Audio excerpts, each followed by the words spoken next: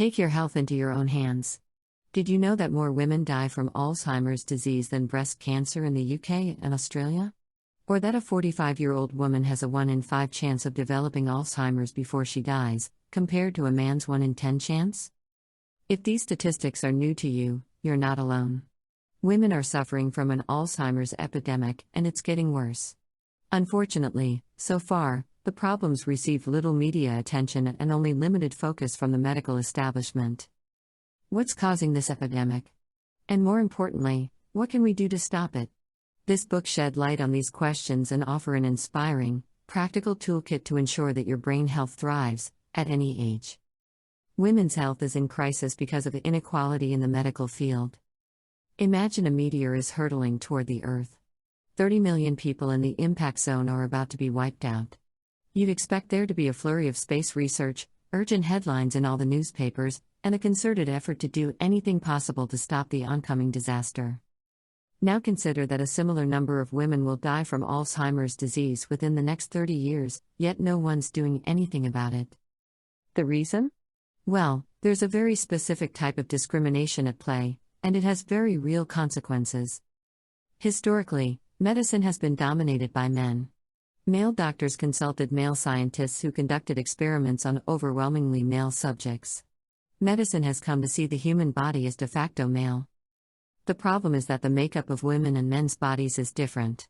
For example, a woman having a heart attack doesn't present with the same symptoms as a man. Instead of chest pain, women typically have flu-like symptoms such as sweating and nausea. And that means they're 7 times more likely to be misdiagnosed and sent home, mid-heart attack. Women metabolize medicine differently to men as well. Researchers found that the recommended daily dose of the sleeping pill Ambien is actually harmful to women because, you guessed it, the dose was tested on men. The medical establishment has long treated women's health with what's known as bikini medicine, seeing women as different in terms of their reproductive organs, but otherwise physiologically identical to men. But that overlooks one vital area of difference: the brain. Women are twice as likely as men to experience depression or anxiety.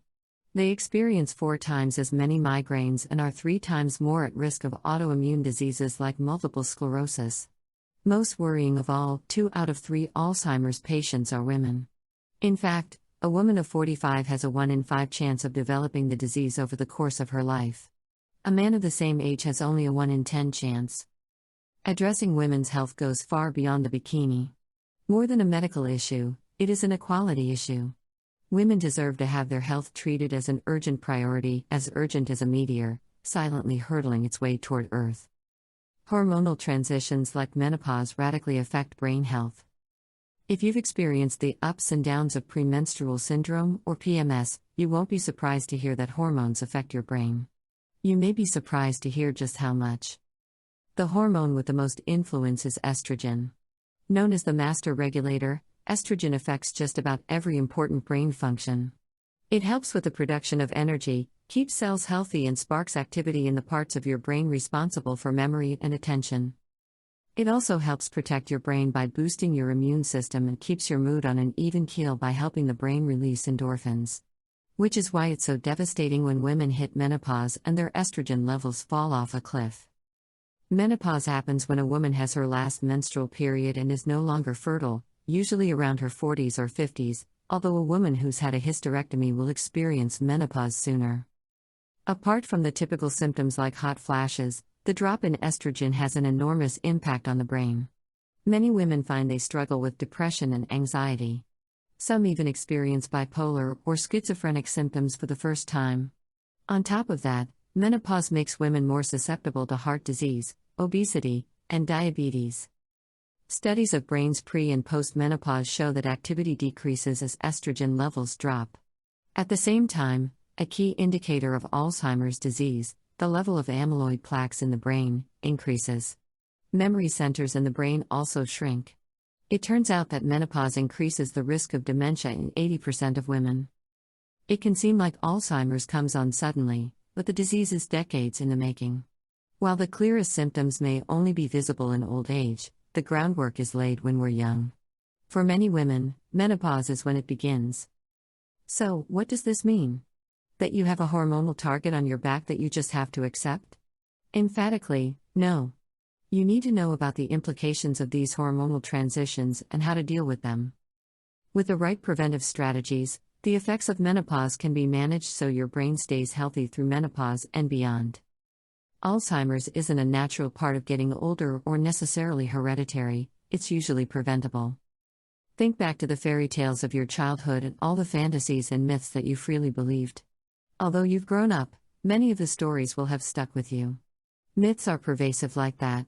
And women's health is full of them. But, unlike a harmless fairy tale, these myths are damaging because they affect how we approach women's healthcare and treatment.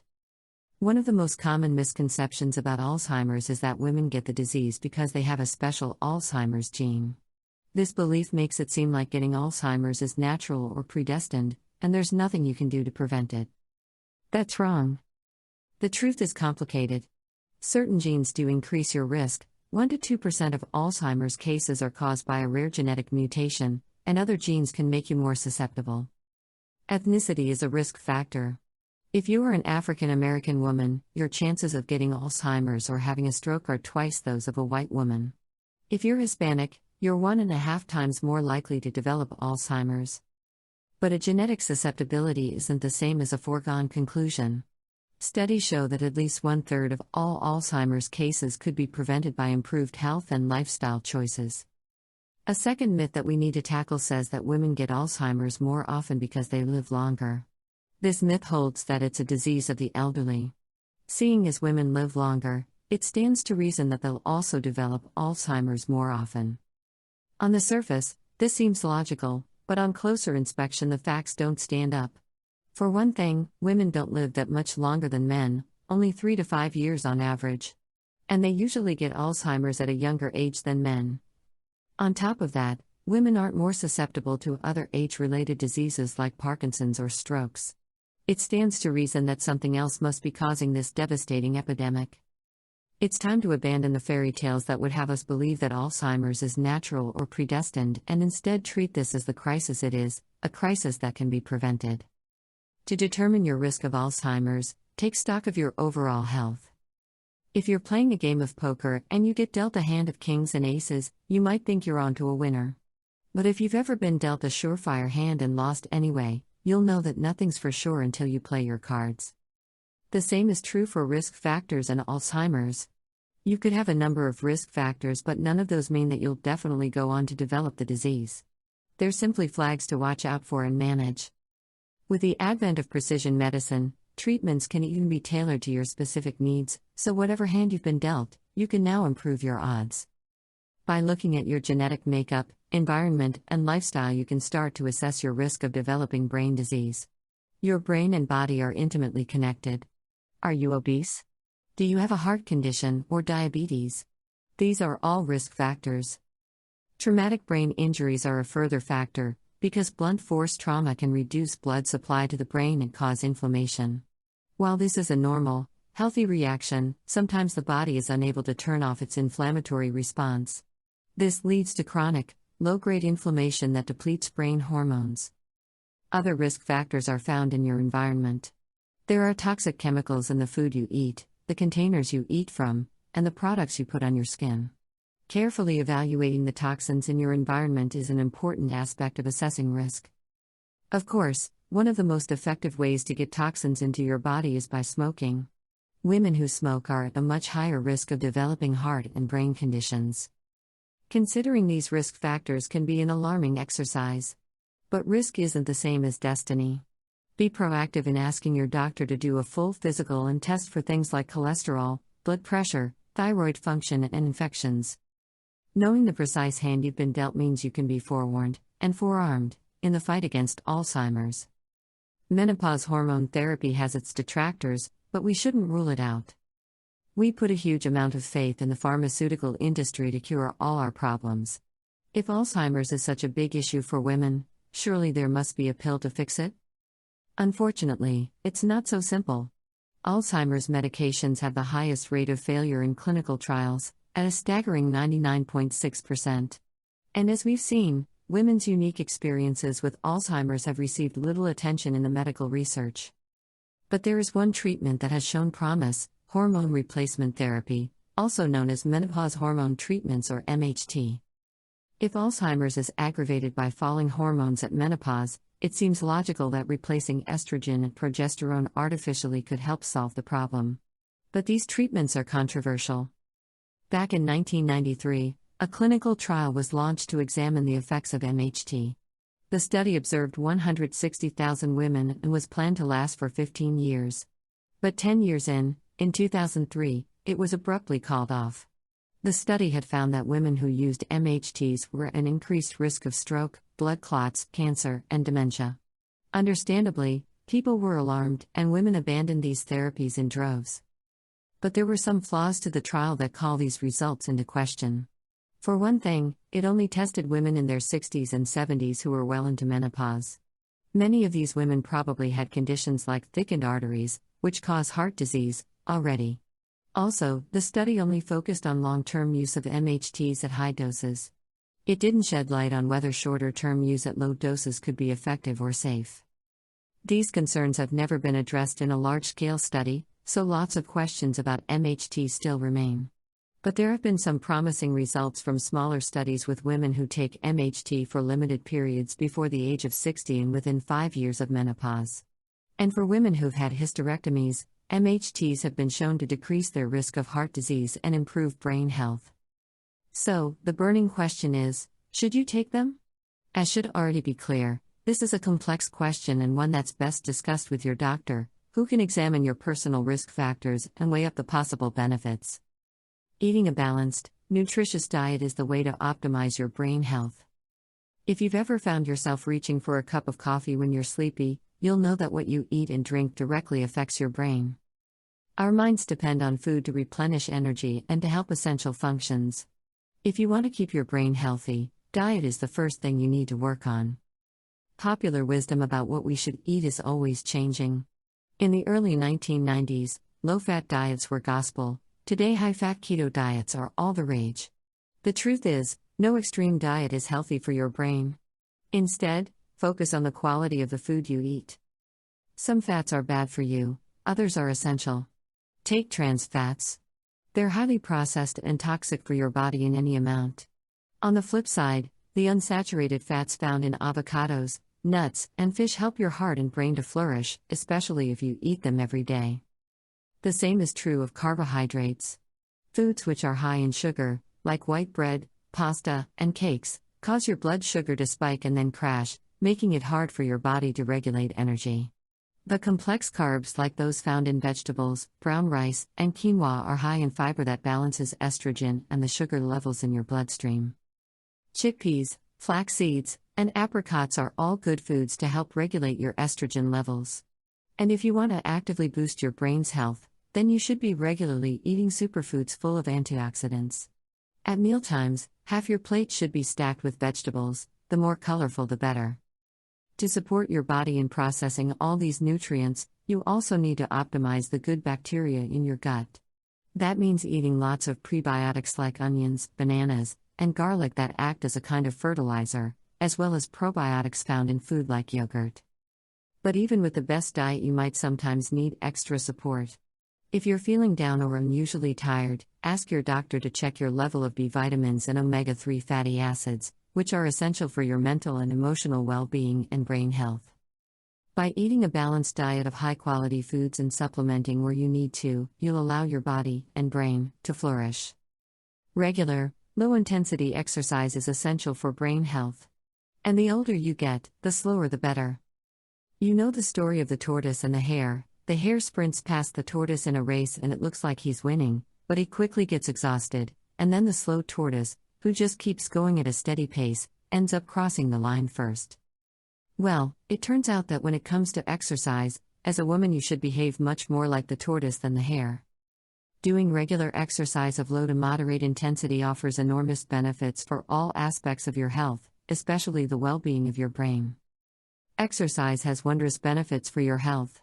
It supports your heart by reducing plaque buildup in your arteries and makes you feel great by prompting the release of endorphins.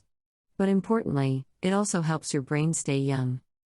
When you exercise, you release growth hormones which help your neurons to repair and build new connections, so perhaps unsurprisingly, women who exercise regularly have a very low chance of developing dementia later in life.